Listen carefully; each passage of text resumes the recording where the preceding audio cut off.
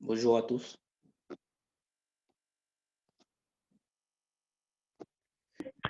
Bonjour, vous pouvez activer votre micro pour parler. Bonjour. Bonjour. Comment allez-vous? Nous, Diara. Moi, ça va très bien. Et chez vous? Ça va parfaitement. Merci. Et donc, on va laisser 5 minutes aux autres de se connecter le plus rapidement possible. D'accord.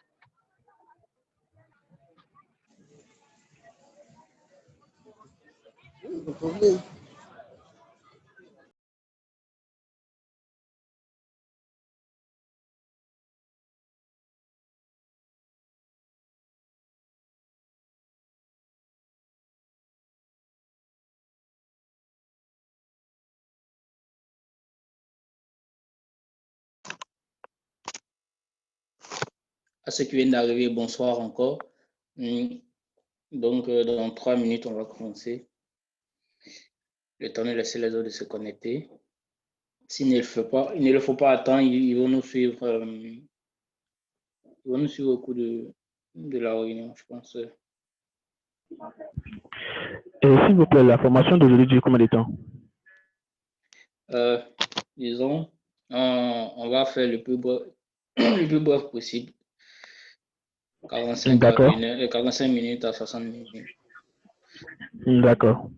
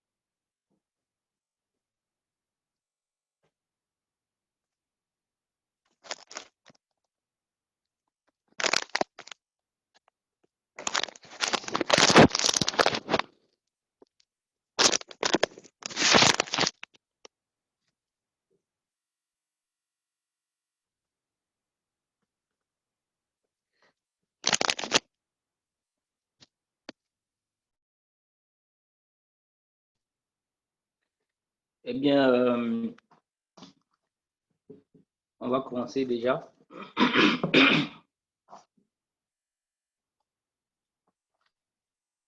Bonjour, bonjour.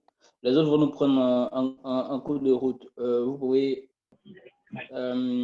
activer votre micro pour parler si vous voulez. Et avant de parler, vous allez demander la main, c'est-à-dire demander à ce que vous voulez parler. Et comme ça, chacun parlera à son tour pour ne pas qu'on puisse être désorienté. Donc, je pense qu'il y a les options pour demander la parole. Essayez d'explorer un peu Zoom, vous verrez. Ok. Donc, moi, c'est Nguessa Max. Allô? Moi, c'est Nguessa Max. Oui, Guy Roland. Monsieur Guy Roland, vous voulez parler?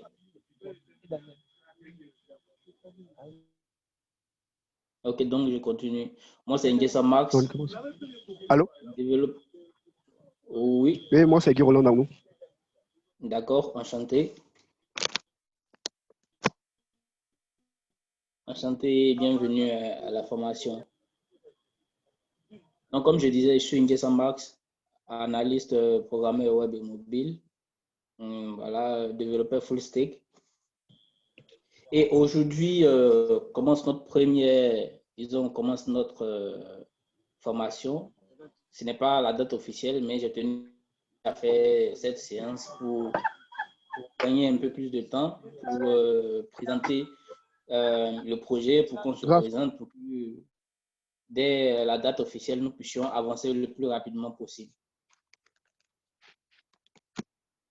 Il y a des gens en cours, je vais les accepter rapidement pour qu'on puisse aller très vite.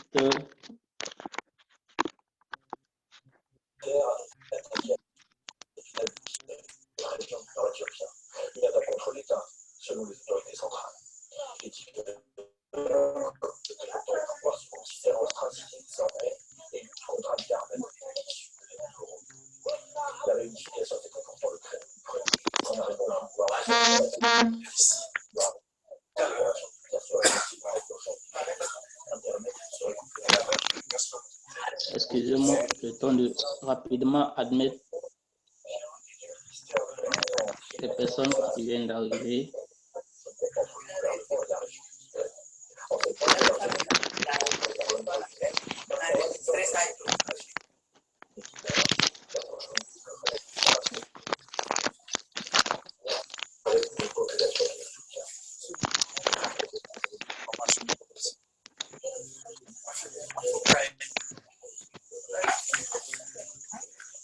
Bon, d'accord, on va commencer.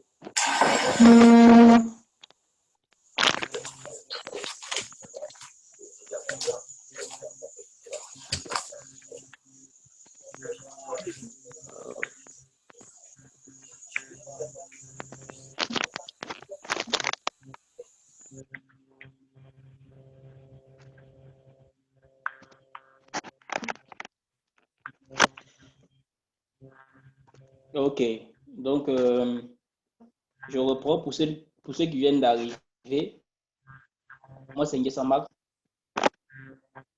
analyste programmeur web et mobile et en même temps développeur full stack.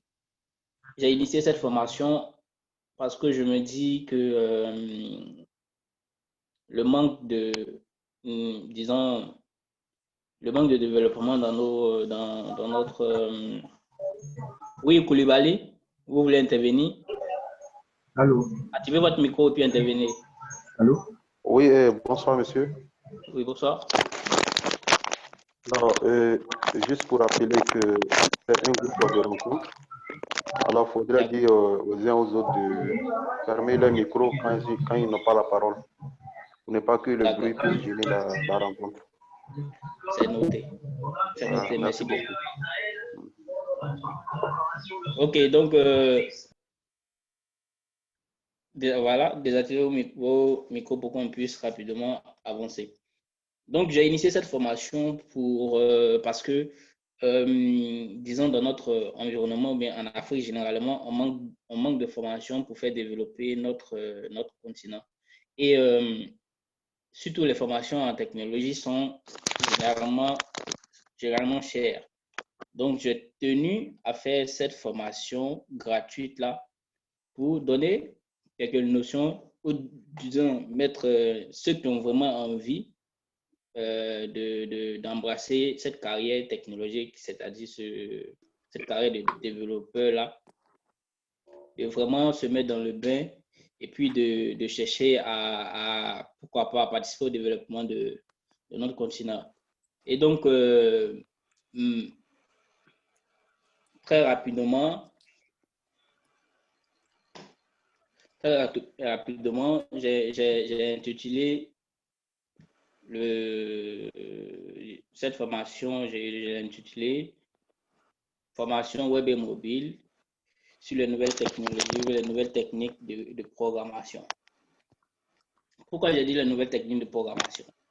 Depuis pas mal d'années, s'il y a des gens parmi nous qui ont déjà programmé, je pense qu'ils ont commencé par les méthodes, je peux dire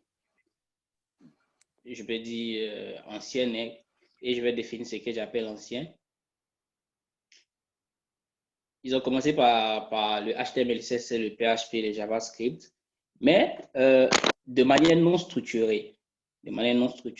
Alors qu'on a de nouvelles technologies qui offrent un avantage de ce sens-là. Alors, ici, pour cette formation, vous n'avez pas besoin d'avoir au préalable des connaissances. C'est bien sûr important. C'est bien sûr important. Qui rapidement regarder un chat. Est-ce que la séance est enregistrée? Oui, la séance est enregistrée. Et donc, nous avons des nouvelles techniques de programmation. Voilà. Ceux qui veulent se lancer dans ce domaine, donc, je pense que ça serait un désavantage de vouloir commencer par ce qui est déjà ancien, même si c'est d'abord nécessaire. Mais après, il va falloir se mettre à jour, et donc on sera en retard. Vous savez tous qu'en technologie, on n'a pas vraiment de temps à perdre. Chaque jour, je me demande si on finira de bosser parce que moi, personnellement, c'est pas assez grand, mais ça fait plus de 5 ans d'expérience. Mais chaque jour, j'apprends de nouvelles choses, j'apprends de nouvelles techniques. Il faut se mettre à jour parce que le marché est assez, voilà, ou bien les choses évoluent très vite. Donc, cette formation, elle est gratuite. Et on sait tous que tout ce qui est gratuit, on n'apporte pas on ne donne pas du crédit, on n'apporte pas d'importance à cela. Je parle bien sûr de nous qui sommes africains, et moi je suis ivoirien et je sais de quoi je parle. Les Ivoiriens ont tendance à négliger beaucoup de choses. Voilà. Des personnes feront comme elles veulent. Ça, vraiment, ça n'engage qu'elles. Mais celles qui veulent vraiment suivre cette formation vont se donner les moyens de le faire. Surtout que, voilà, il faut se donner les moyens de le faire et seront vraiment, vont se donner les moyens, feront les sacrifices qu'il faut pour pouvoir arriver au bout de cette formation. OK. Qui a déjà fait un projet de conception entièrement? Vous pouvez lever la main pour parler. Je sais qu'il y a des personnes qui n'ont jamais codé, qui ne savent absolument rien de tout ce qui est codage. Mais il y a des personnes qui ont déjà fait quelque chose. Donc, vous pouvez intervenir très rapidement. Bon, moi, personnellement, je ne connais rien en codage. D'accord. C'est seulement la fois dernière, quand vous avez envoyé le document, j'ai essayé de lire et puis appliquer cette. OK, c'est déjà bon. Merci. Qui d'autre? Très rapidement, qui a déjà travaillé sur un projet. Oui, on va prendre Zozo. Vous pouvez parler. Activez votre micro. Voilà, ben, en fait, moi, je n'ai pas tenu un projet jusqu'à la fin, mais néanmoins, j'ai eu à faire quelques petits projets personnels, voilà, de conception de sites, voilà, dans le cadre de j'ai été dans la mais bon, c'était quelque chose, donc je n'ai pas vraiment terminé. Voilà, donc c'était une conception d'une page web. D'accord. Et racontez très rapidement en 30 secondes comment est-ce que vous avez procédé pour le faire. Ben, pour le faire, déjà, j'ai essayé de prendre les informations, donc un cahier de charges, voilà, qui me déterminait un peu le contenu en termes bon, je peux dire, des différents éléments que devait contenir le site. Voilà, et puis en même temps, je me suis lancé, voilà, directement dans le codage. Et quelles technologies vous avez utilisées? Ouais, c'est WordPress. Donc, comme WordPress, ok. c'était on n'a pas WordPress. Donc, j'ai Ok, pu entamer, mais pas terminer totalement. Ce genre d'abonnement après. d'accord, c'est parfait. Vous avez fait, Mhm. vous avez fait ressortir une notion très importante. Vous avez parlé de WordPress, c'est déjà très important. Donc, pour ceux qui n'ont jamais entendu parler de ça, c'est des choses que vous pouvez noter. Monsieur Guy Roland, très rapidement, en 30 secondes, activez votre micro et puis intervenez. Ah oui, oui. Je ne sais pas si vous m'entendez. Oui, oui, ça va, très bien, on vous Vous entend. m'entendez? Oui, Voilà. Moi, particulièrement, je n'ai pas une grande expérience dans ce domaine, dans le domaine. J'ai seulement une petite notion en HTML et CSS. d'accord. Et je travaille, bon, la plupart du temps sur WordPress. Donc, c'est avec WordPress que je me débrouille pas mal. Vu que je suis infographiste. Donc, je Mhm. veux vraiment dans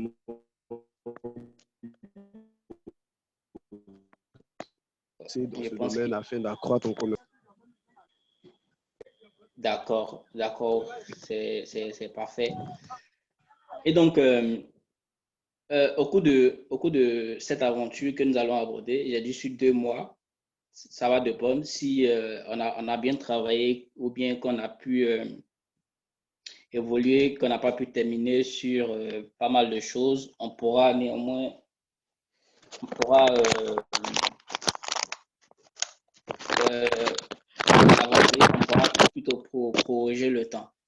Il y a des personnes qui viendront, qui ne vont pas se donner vraiment à cette formation. Je vous demande déjà de vous retirer si pour vous c'est par curiosité ou bien par quoi.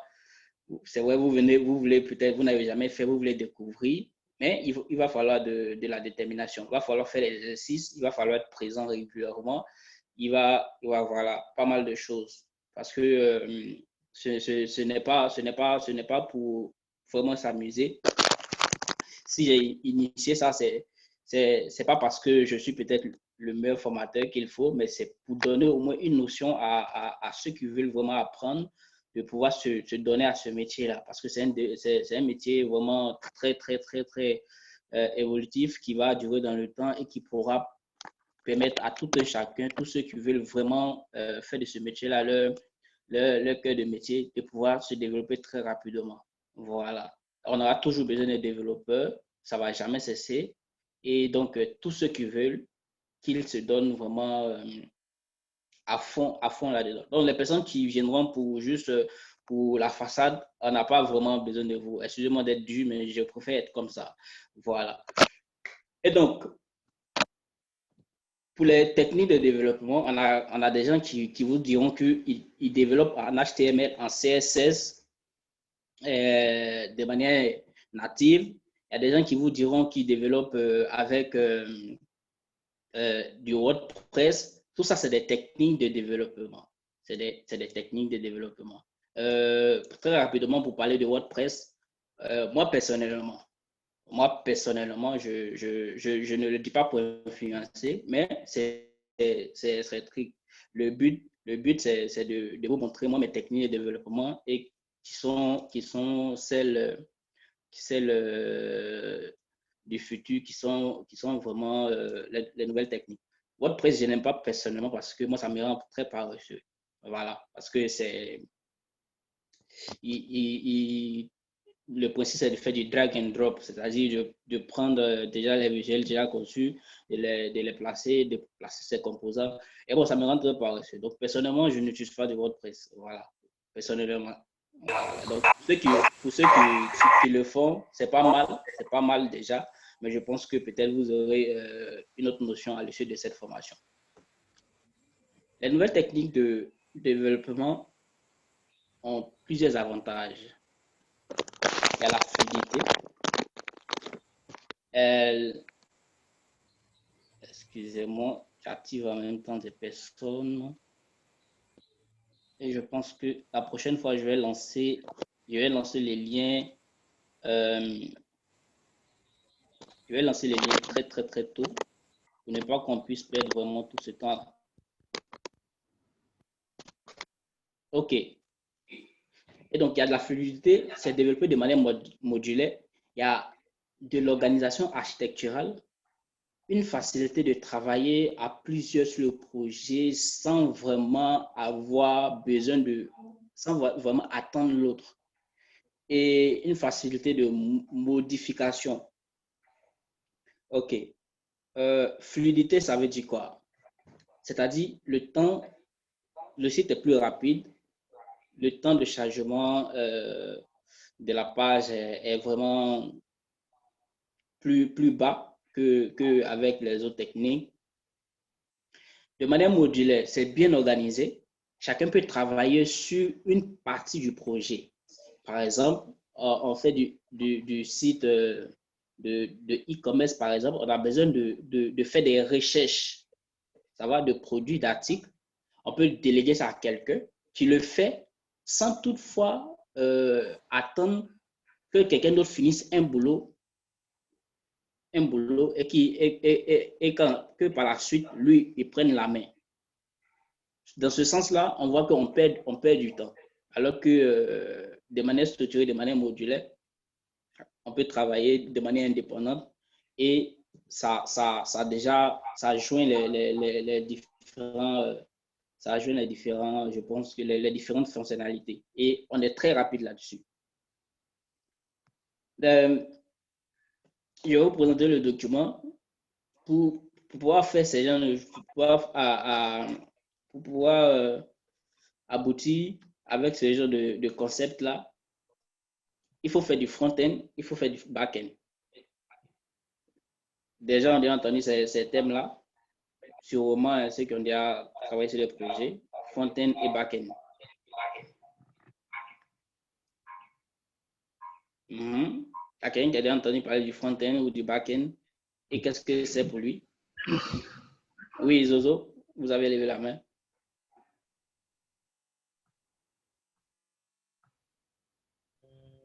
Bon, pour moi, le front-end, c'est tout ce qui est visible devant le navigateur, c'est-à-dire à l'écran, qui est visible sur la page, quoi.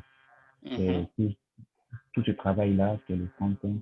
Et le back-end, c'est, on peut dire, l'arrière, qui est derrière, le codage, en termes de, je sais pas comment dire ça, mais donc pour moi, le front-end, c'est ce qui est visible. Le back-end, c'est tout le travail qui fait derrière. Voilà. OK. OK, c'est parfait. OK, c'est parfait. Et donc, comme il a dit, le front-end, c'est tout ce qui est visible. L'homme, quand on prend une personne, la personne a sa personne physique et puis disons, son âme, en termes de spiritualité. Donc, un programme web ou un programme mobile a ce qui est visible et puis a ce qui est invisible. Ce qui est visible, c'est tout ce qu'on voit, les boutons, les images et voilà, les couleurs et tout ça. Quand on parle de ça, on ne parle pas de ce qui est en arrière comme le code qu'on ne voit pas. C'est tout ce code-là et toutes ces images qu'on voit, c'est tout ça qui est le front-end. Mais le back-end constitue la partie traitement, c'est-à-dire qui permet de dynamiser quelque chose. On crée par exemple, quand quelqu'un veut s'inscrire sur une plateforme, on crée par exemple un formulaire, c'est-à-dire des champs, nom, prénom, un seul champ formulaire, mais il y a des millions, des milliards de personnes qui utilisent le même formulaire. C'est pas comme si chaque personne dans le monde a un formulaire dédié à lui seul. Non, on crée un seul, mais qui permet à des millions, des milliards de personnes de pouvoir s'inscrire en même temps. Et donc, ce processus qui se fait là, derrière là, c'est ça qu'on appelle le back-end. Pour développer de nos jours, il faut avoir ces deux notions-là. Il faut avoir ces deux notions. Il faut être en même temps front et back. Parce que c'est devenu un peu plus difficile de dissocier ces deux aspects-là. Notre technologie principale sera basée sur des frameworks front-end. Les frameworks front-end, c'est les frameworks comme Angular, c'est les frameworks comme React. Actuellement, si vous avez bien remarqué, Facebook a changé sa plateforme. Facebook a changé sa plateforme, elle a actualisé toutes ses plateformes. Et vous verrez que ça devient plus fluide, c'est devenu plus ergonomiquement, c'est devenu plus chic à voir, etc. Donc, Facebook utilise ce framework-là. Toutes les grandes plateformes maintenant, que ce soit Instagram, que ce soit Google, que ce soit, j'ai déjà cité Facebook, que ce soit LinkedIn, que ce soit pas mal de grandes structures comme ça, utilisent ces nouvelles technologies-là. Alors, commencez par peut-être ce que je qualifie comme ancienne technique. C'est pas mal, ça va vous mettre dans le bain, mais ça va vous retarder parce qu'il va falloir vous rattraper. Alors qu'au jour le jour, il y a de nouvelles techniques qui naissent.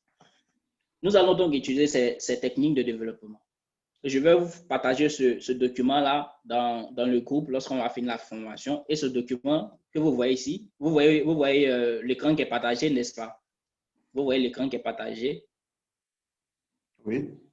Voilà, je vais vous partager ça et vous allez voir les différentes notions et en même temps faire des recherches sur ces différentes notions-là. Donc, pour le front-end, on va utiliser pour le web, on a dit qu'on allait travailler sur les deux aspects, le web et le mobile. Pour le web, on aura de l'Angular. De l'Angular, qui est vraiment la nouvelle technologie. On aura de l'HTML et du CSS. Ça, c'est les technologies de base. Et je vous ai donné, pour ceux qui ne savaient pas ce que c'est, je vous ai donné des exercices à faire.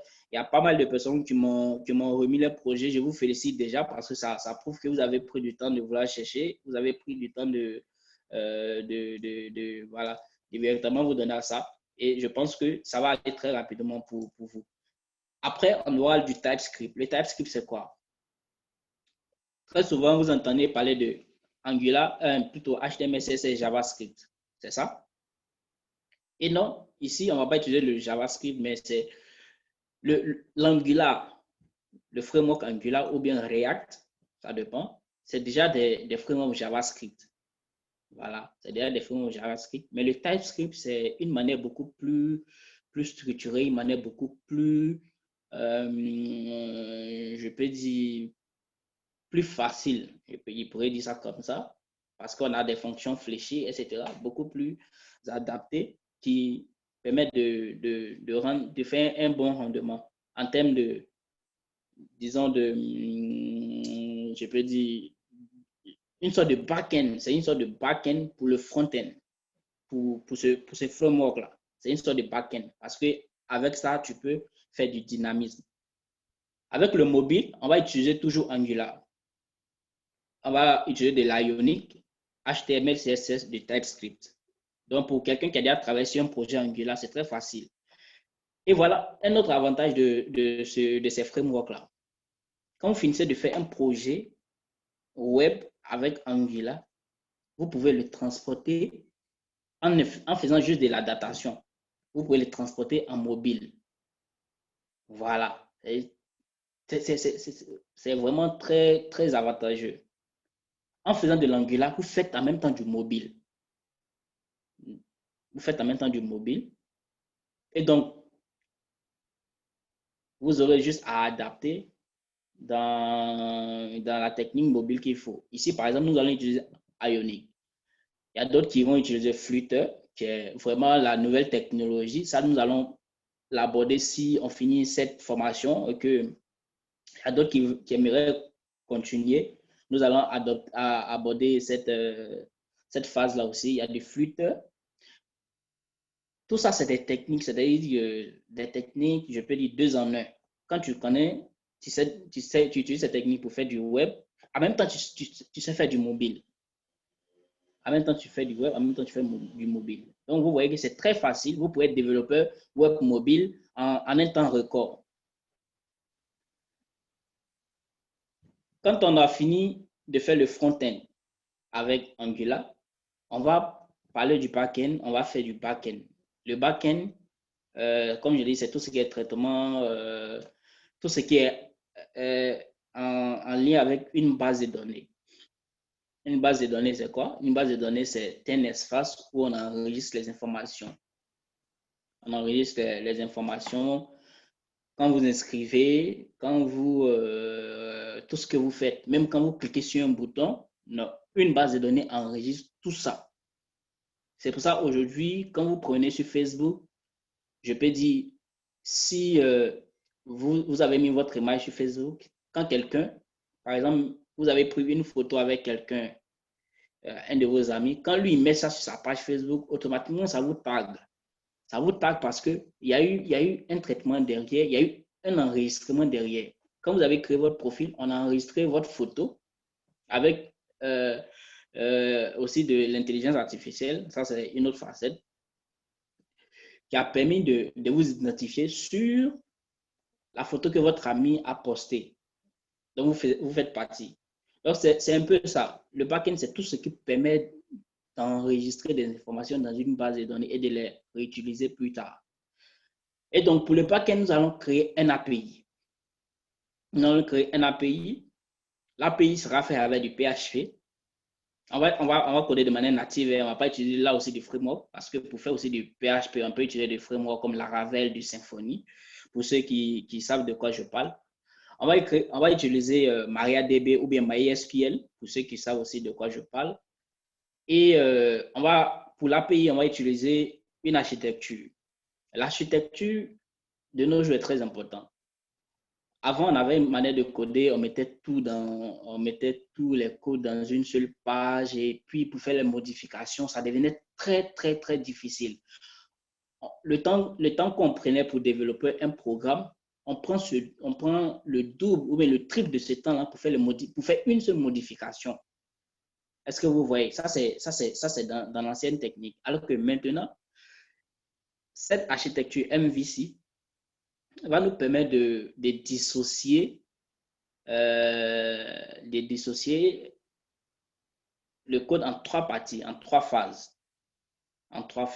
Il aura ce qui est visible avec le V qui signifie vue, le M qui signifie modèle, le C qui signifie contrôleur. Et donc, le modèle, lui, va prendre les informations de la base de données, il va transmettre ça au contrôleur, le contrôleur va filtrer, il va voir si, par exemple, une page doit être affichée selon un âge. Si on doit afficher une page pour ceux qui ont plus de 18 ans, c'est le contrôleur qui va faire ça.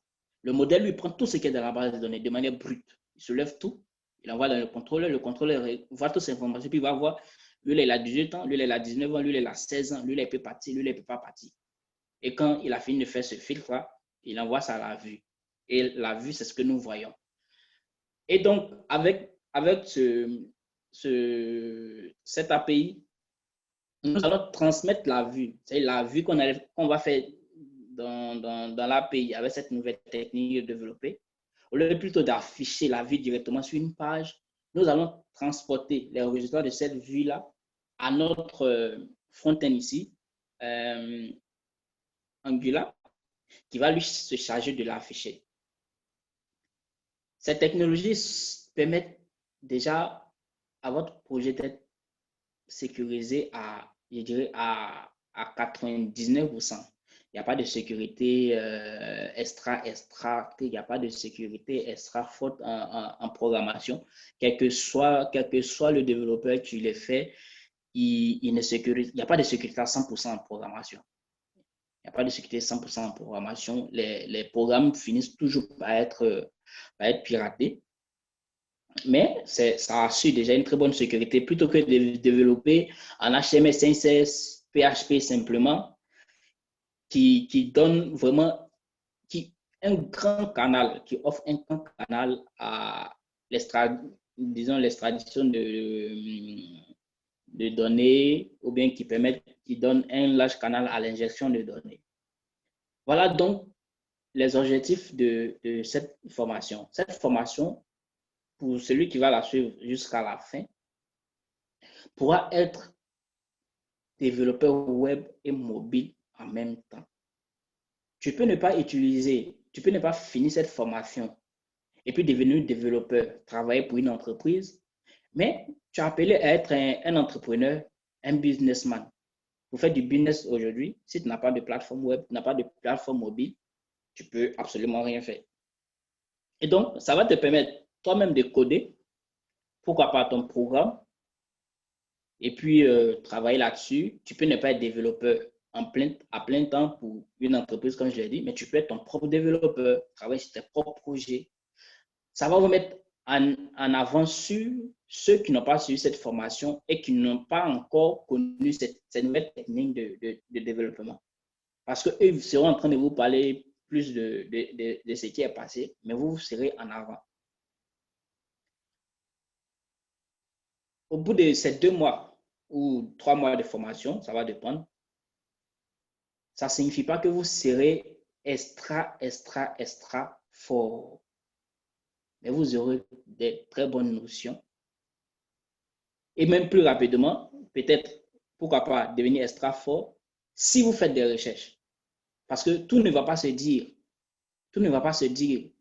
En 5 ans d'expérience, moi personnellement, en 5 ans d'expérience, je suis passé par plusieurs étapes pour arriver à là. Donc, je ne peux pas dire que pour quelqu'un qui va suivre cette formation-là, va automatiquement devenir ou bien avoir peut-être un niveau de super développeur. Non, ce n'est pas ce que je suis en train de dire, mais ça va vous permettre de vous mettre dans le bain. Et pour ceux qui feront plus de recherches, ils auront encore plus de compétences, plus de techniques pour développer. La différence entre les développeurs, on peut être 2 développeurs, nous avons les mêmes technologies, mais nous n'avons pas les mêmes techniques. Je m'explique. Moi, par exemple, je peux avoir une vitesse plus rapide de développement que par rapport à quelqu'un d'autre. Je peux avoir une manière de réfléchir plus rapidement que quelqu'un d'autre. Ça même, ça arrive dans tous les aspects de la vie. Tous les aspects dans tout ce qu'on fait. La différence de ceux qui sont appelés, je peux dire, programmeurs. J'aurais pu dire que je suis développeur, simplement. Mais la différence entre un programmeur et un développeur, c'est quoi? Le développeur, lui, fait que ce qu'on lui dit. Ou bien, il fait que ce qu'il sait. Pendant qu'il est en train de développer un programme.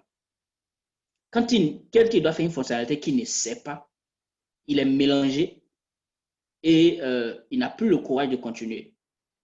Un programmeur décante les situations les plus triques. C'est-à-dire quelque chose qu'il n'a jamais fait. Quand tu travailles sur un projet,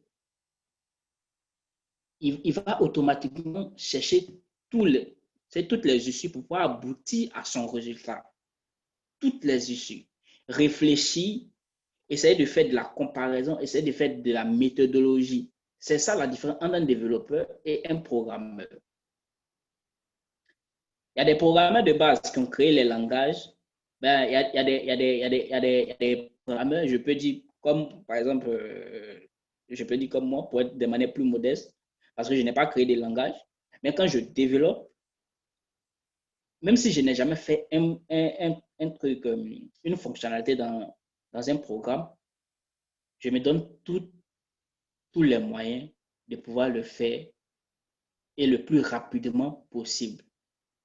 Parce que déjà, quand tu as une difficulté, tu te donnes un schéma. Si je fais ça, tu fais des calculs. En faisant de tes calculs, tu fais tes recherches. Parce qu'on ne fait pas des recherches dans le tas comme ça. Tu as besoin de faire quelque chose. Je prends un exemple tout simplement. Dans le groupe, ici, j'ai un ami personnellement, il s'appelle